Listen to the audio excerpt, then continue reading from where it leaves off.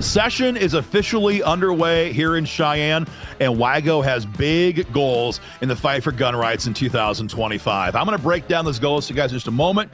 Before I get to that, I want to paint the picture of where we are right now in the fight for gun rights here in Cheyenne. It is undeniable that the election results last year were an absolute political bloodbath for anti-gun rhinos and anti-gun Democrats. The August primary was perhaps the biggest success that WYGO has ever had over the last 4 or 5 election cycles in exposing anti-gun moderates and watching them flushed down the drain by gun voters here in Wyoming. It was a political bloodbath, no other way to describe it. The November 5 general election was not near as big a deal because, as we all know, there's not that many contested races in the general election context here in Wyoming, but every one of those races went the pro-gun direction as well, at least every race that WYGO played in. So as we approach this new session, now is not the time to be timid. Now is not the time for leadership to try to find consensus with all parties. The voters made it clear. They want the legislature to kick down the door, turn over the table, and do big things in the fight for gun rights. You know, for the last 10 or 15 years, WYGO's goal has been kind of to more or less establish the basics. We had to get constitutional carry. Check. We had to get stand your ground law. Check. We had to ban red flag laws. Check. We had to win a great big federal lawsuit. Took about 2.5, 3 years to get that done to make sure we can expose rhinos at election time. Check.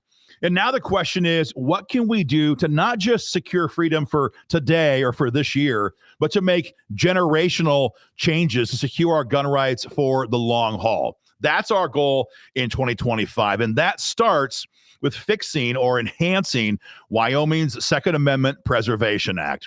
SAPA law is very simple. It tells the federal government you cannot use Wyoming cops to enforce federal gun control laws or treaties or regulations or executive orders. It's how you keep a red state like Wyoming free, even when you have a radical commie Democrat in the White House. Wyoming has a version of this on the books right now. The problem is, as most of you know, when that passed in 2022, the rhinos took control of it and they gutted key sections out of that law. So now we have a great sounding law, but it has no teeth. Our bill is going to accomplish 3 big upgrades. Number one, it's going to clearly spell out what Wyoming cops can and cannot do. Right now, the law is very ambiguous and leads to a lot of confusion amongst Wyoming's law enforcement community. We're going to make it very clear. Your job is to enforce Wyoming law when it comes to firearms, ammunition, and accessories. That's your job. And you're not allowed to enforce any federal gun control laws. We're going to make that clear. Number 2, we're going to clarify what was taken out of this in 2022, and that is that Wyoming cops may not be used by the feds in a federal gun control task force. What's done right now in the law, it sounds great, but they took out this whole section. So right now, if the ATF wants to come out from Denver and they want to use Wyoming cops in a task force to confiscate guns, that's totally permissible. We're going to get rid of that section. And finally, in 2022, the rhinos took out the penalties. And without that, this law is worthless. We're going to reinsert civil penalties. So if a police department in Wyoming chooses to violate SAPA law and they come to your home to grab your 30-round magazine and your assault weapon, then you can take that department into civil court for damages. That's the thing that we have to accomplish to make sure that Wyoming stays free whenever the next Democrat becomes president. Some of you may be asking, well, we've got Trump in the White House now, so what's the big deal?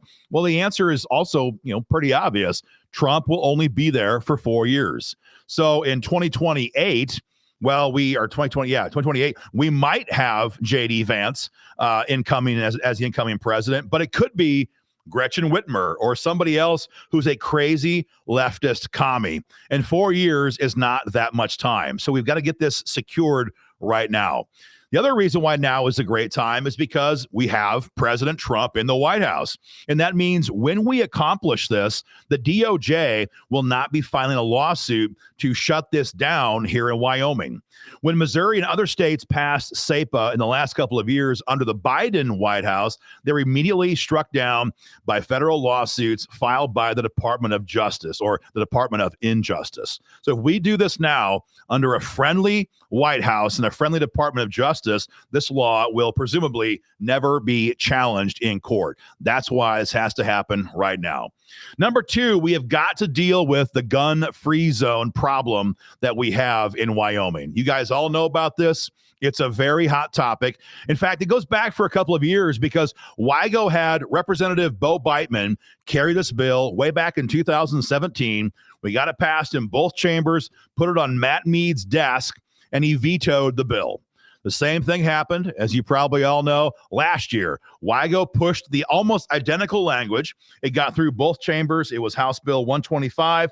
Put it on Governor Gordon's desk, and he vetoed it. This year, we're going to get this done, and if or when Gordon vetoes this bill, we're going to ram that veto right down his throat with an override. These are the two big changes that we can make to make sure that Wyoming stays free for gun owners for a very long time. And finally, a defensive battle. We need to make sure that we block and forever stop the idea of judicial gun control authority. SF-12 is a bill filed right now by last year's judiciary committees that would grant judges a brand new permanent protective order in Wyoming that would be permanent, lifetime long orders of protection, which allows the judges to also, as part of that order, seize your gun rights and end your gun rights for a lifetime, even in cases where no criminal charges have ever been filed. That cannot be allowed to stand. We have to shut that bill down hard. Guys, it should be easy to pass gun bills in Cheyenne. As we all know, it has rarely been the case. It was a battle to pass constitutional carry.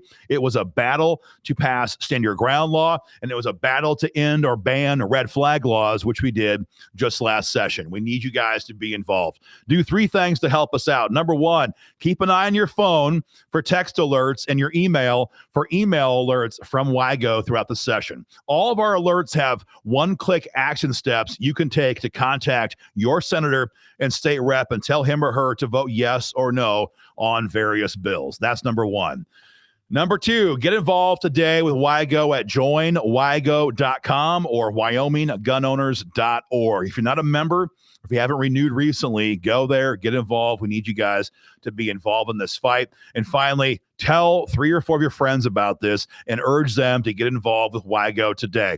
You know, everybody assumes that Wyoming's always going to be red and always going to be free. And it will be if we're always engaged in the fight for gun rights here in Cheyenne. But we need more gun owners to be involved in that fight. Pass it around, guys. Get your friends and family involved. It's going to be a big session. It's underway. Stay tuned. Much more coming very soon.